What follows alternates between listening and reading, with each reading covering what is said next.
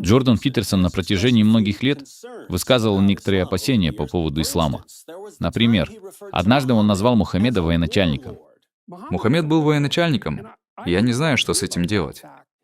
К счастью, доктор Питерсон извинился за это исламофобское заявление о неоспоримом факте.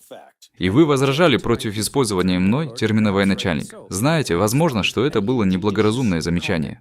Я рад сообщить, что после ряда содержательных бесед с мусульманами мы наконец-то можем услышать, как более добрый, благородный, смиренный и просвещенный доктор Питерсон делится тем, что он узнал об исламе.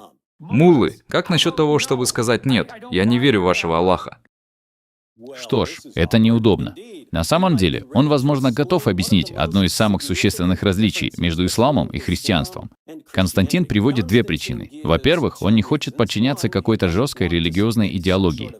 И во-вторых, он просто не верит в Бога. Константин говорит, что не хочет подчиняться. Как многие из вас знают, слово «ислам» означает «подчинение». Подчинение — это определяющая черта ислама. Итак, давайте договоримся, что вы не должны произвольно подчинять себя жесткой структуре. Не подчиняйтесь произвольно какой-либо жесткой идеологии. Согласен. Но целью не должно быть подчинение. Опять же, подчинение является определяющей характеристикой ислама. Но разве не все авраамические религии таковы, доктор Питерсон? Что странно в библейском повествовании, так это то, что целью является не подчинение. Это очень странно. Это отношения в завете. Отношения в завете? Правда?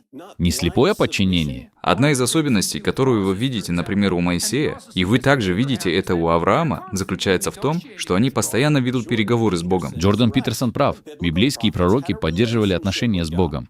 Это переговоры, а не подчинение. Бог, слушающий Моисея, это то, что показывает, что здесь есть взаимосвязь, а не простое слепое подчинение. Подчинение и слепое послушание — это проблема.